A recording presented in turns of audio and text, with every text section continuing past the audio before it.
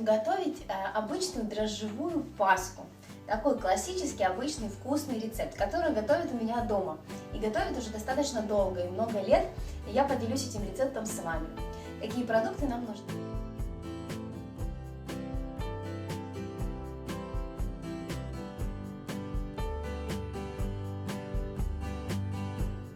Берем литр молока, выливаем в мисочку, чтобы поставить его на огонь. Жменю сахара. Ну, жменю это жменю. Буквально вот сколько, вот вы видели, да, сколько я насыпала, чтобы наше молоко было сладенькое. Помешали и поставили на огонь.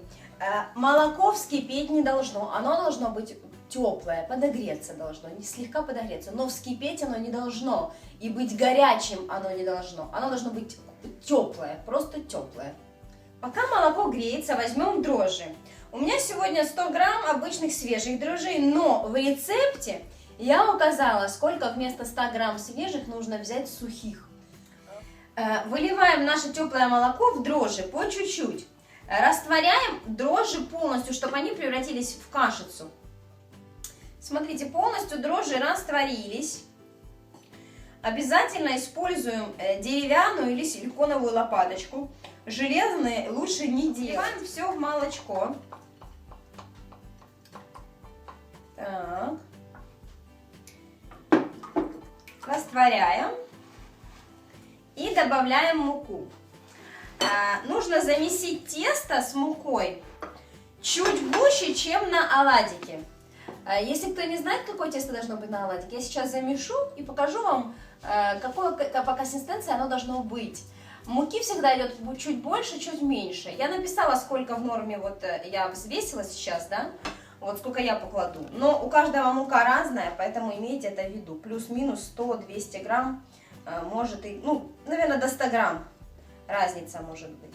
Хорошо, значит, высыпаем муку и замешиваем тесто чуть гуще, чем на оладе. Мы замесили, посмотрите, какое оно должно быть. Вот, смотрите. Видите, чуть гуще, чем на оладике. На оладике чуть-чуть реже делаю. Так, вот, смотрите. Вот так вот. Хорошо.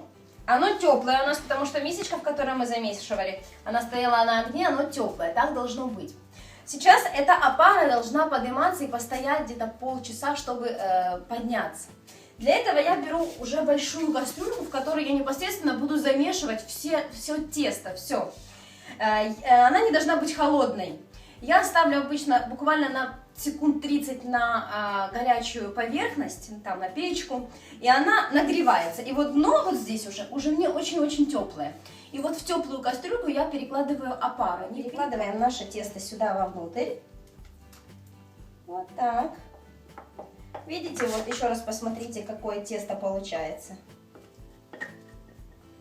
Чуть гуще, чем на оладике. Но здесь не важно, если вы даже на полстакана больше добавите, чем нужно, и сделаете сильно густое или реже, ничего страшного в этом нет. Это опара. Хорошо, накрываем крышкой и оставляем в таком месте, чтобы там никто не бегал.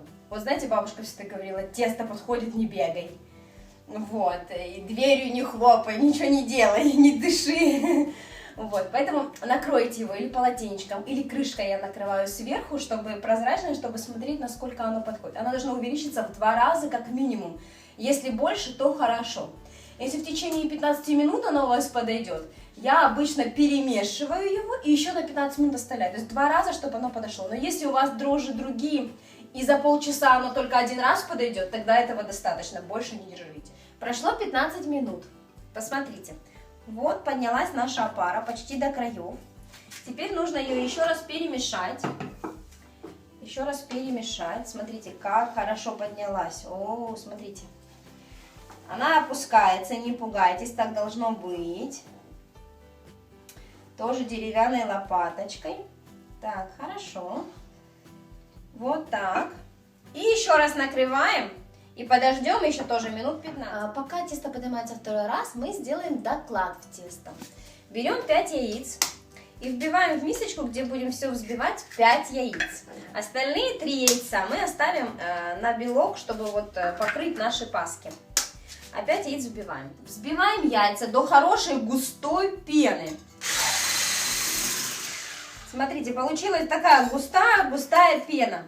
Хорошо, теперь берем сахар и высыпаем сахар частями и перемешиваем.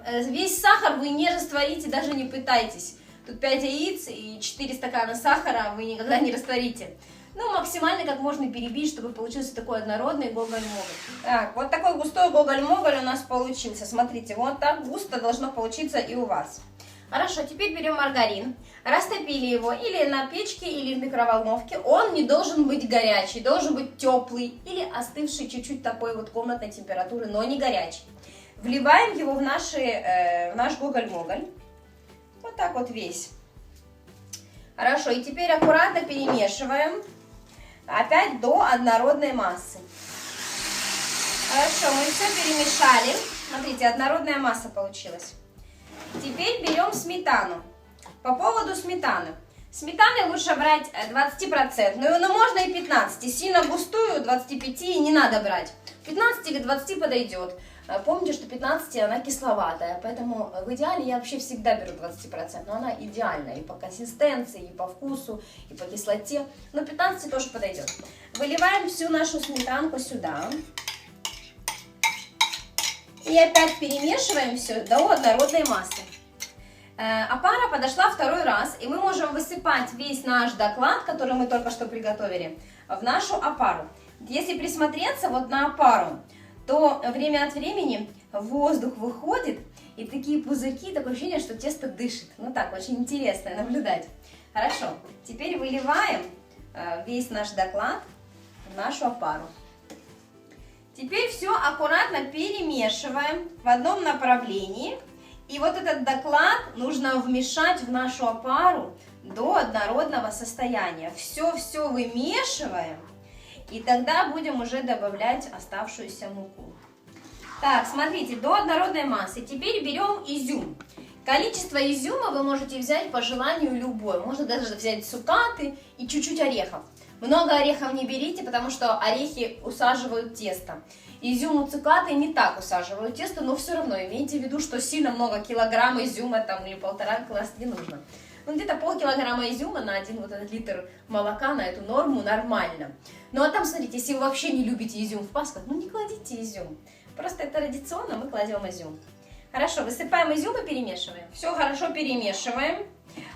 Обязательно изюм я запариваю. Видите, он такой кругленький у меня, красивый.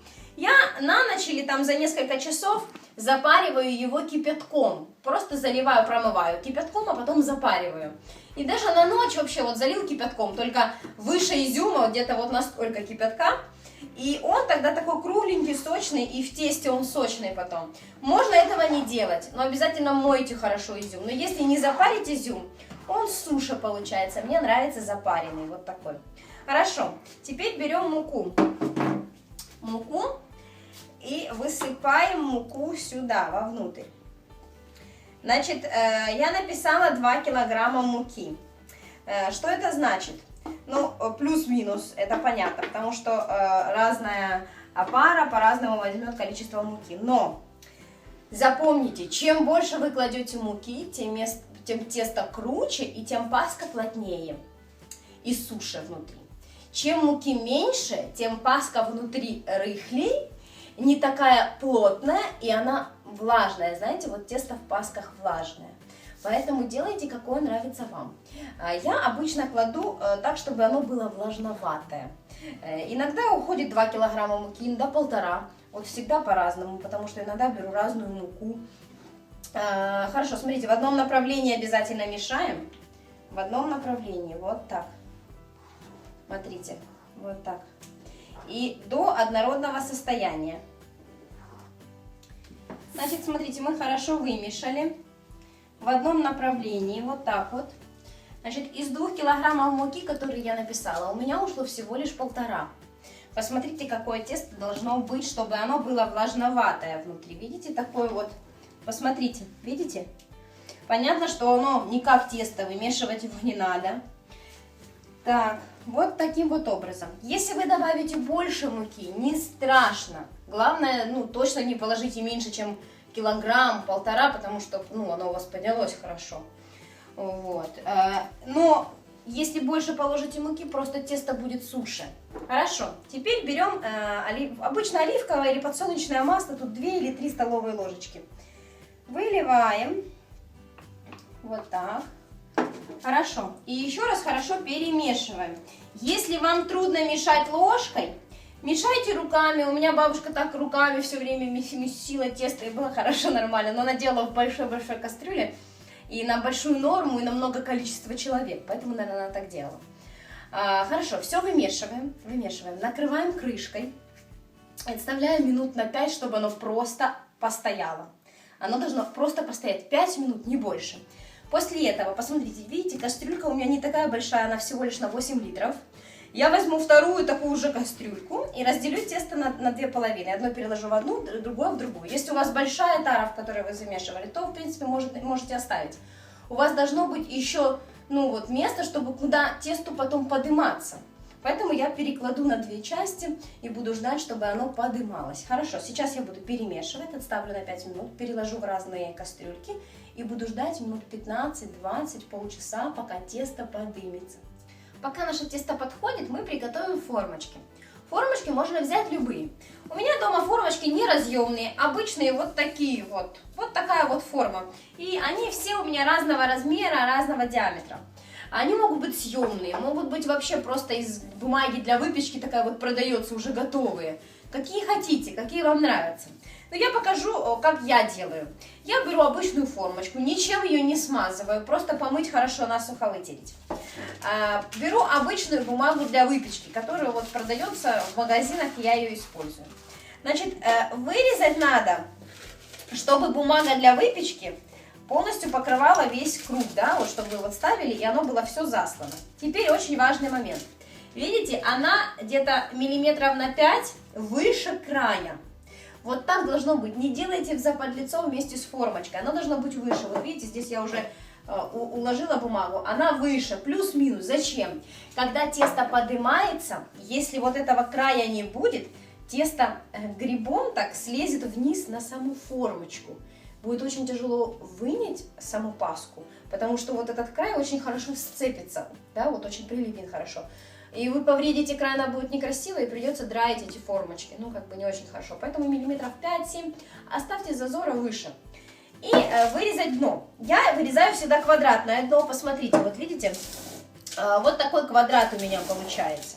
Как я делаю? Как уложить формочку так в бумагу для выпечки, чтобы, когда она спечется, паска, мы вынимаем. Бумагу для выпечки мы не снимаем, только снимаем перед тем, как едим уже паску.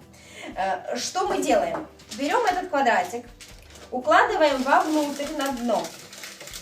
И вот так вот расправляем по всему кругу. Сейчас я покажу, как получится, потому что не совсем удобно снимать, чтобы показать. Я сейчас укладу и покажу вам. Расправляем ее по дну, по кругу. Смотрите. Вот если вам видно, вот так. Видите? Хорошо-хорошо. Причем вот этот край и кант хорошо продавите, чтобы оно держало форму. Теперь вынимаем. Вот такой круг у нас получился. Берем окантовочку, укладываем вовнутрь. И теперь уже готовым кантом вовнутрь, уже вместе с бумагой для выпечки, которая по бокам. Хорошо. Для чего я так делаю? Во-первых, паска остается намного свежее и мягче, когда она в бумаге для выпечки вся, от дна до верха. Тогда паска очень-очень остается мокренькая внутри. И она не черствеет. Посмотрите, как получается дно. Вот таким образом. Точно так же, вот большая, маленькая, вот маленькую, давайте я вам покажу. Вот так. Когда мы будем класть тесто, кладите его вовнутрь, чтобы вот эти вот листики, да, вокруг, чтобы за них не попадало тесто. Тесто будет подходить и выравнивать листики к бокам стеночки. Оно будет аккуратно подходить, вот пасочка будет идти. Вот так вот приготовьте все формочки, которые у вас есть. Наше тесто поднялось. Посмотрите, я переложила половину этого теста в другую емкость.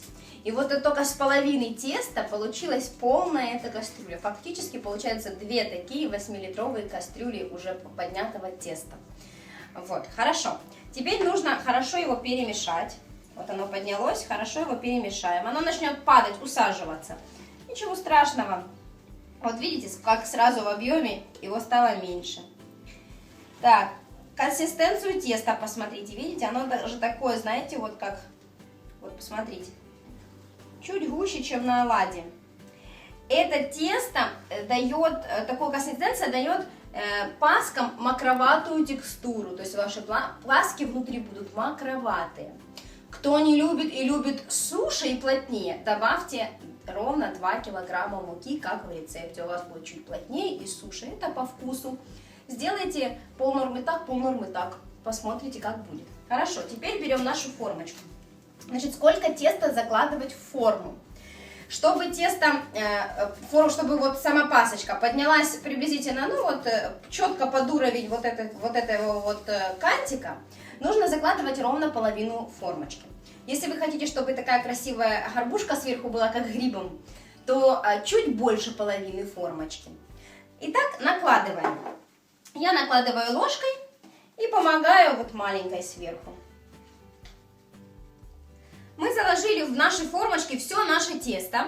Теперь разогрейте духовку до 200 градусов. Уменьшите температуру 150. Больше, наверное, не надо. Если у вас сильно печет, можно даже 140. В общем, 150-160 градусов, это так пеку я. Ставим наши формочки в духовку. Выпекаются они где-то минут 40. Значит, смотрите, можно сделать двумя вариантами. Обычно моя тетя, там, вот, бабушка, они делают так. Они вот формочки, вот мы сейчас выложили, и они оставляют на теплой печечке, чтобы они подошли, и когда они уже подошли полностью, ставят их в духовку. Я не жду, чтобы тесто подошло уже непосредственно в формочках. Я сразу ставлю в духовку, оно моментально поднимается и печется. Особой разницы я не заметила, но кому принципиально важно, можете тоже так сделать. Ну, это кто как любит, но это еще, значит, на час вы будете где-то ждать, пока оно поднимется в формочках. Поэтому разницы я особо не увидела в консистенции теста, вот, да, как оно поднялось. Вот. Но если вам кажется, что так лучше, то можете подождать еще, пока полностью вот здесь паска подойдет. Тогда ставить ее в духовку. Но я не жду. Но выпекаются они долго, достаточно вот 40-50 минут. Ну, 40 минут, 45 это точно. Смотрите, чтобы верх у вас не сгорел. Если печет низ вверх, всегда контролируйте температуру и контролируйте, где какая паска стоит. Когда паска поднимается и сверху берется корочкой, она уже у вас не упадет. Даже если вы будете менять паски местами, она не упадет, потому что сверху образовалась корка, и она будет держать. Хорошо, печем паски.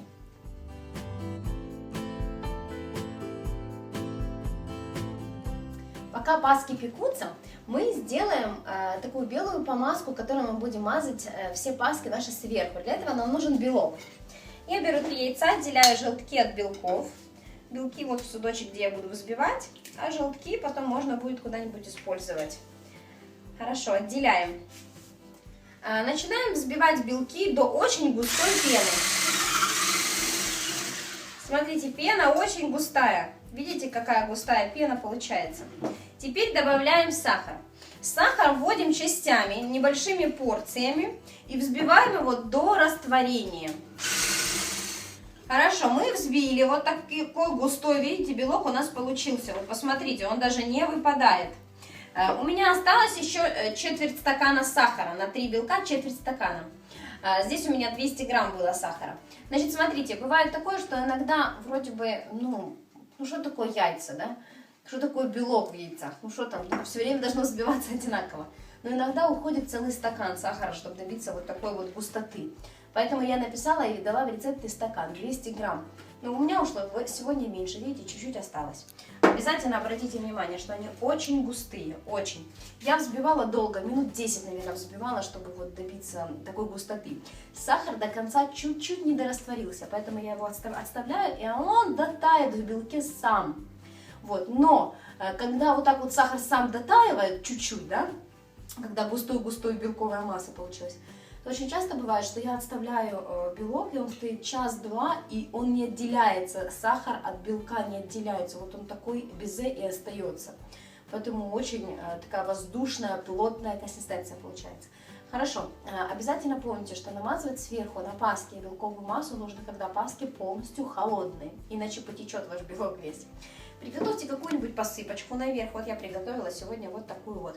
Ну, вы можете взять любую, какая продается у вас там, где вы живете.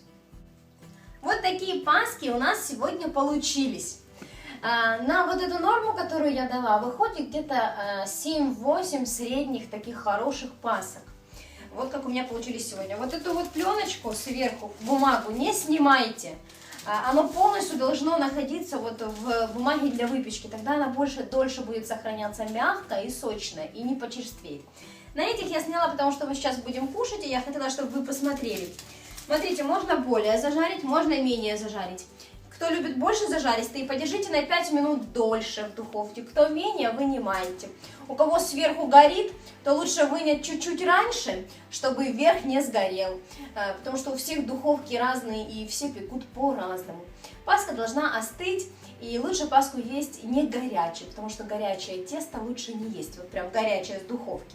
Лучше, чтобы она остыла и была более-менее комнатной температуры. Приятного аппетита!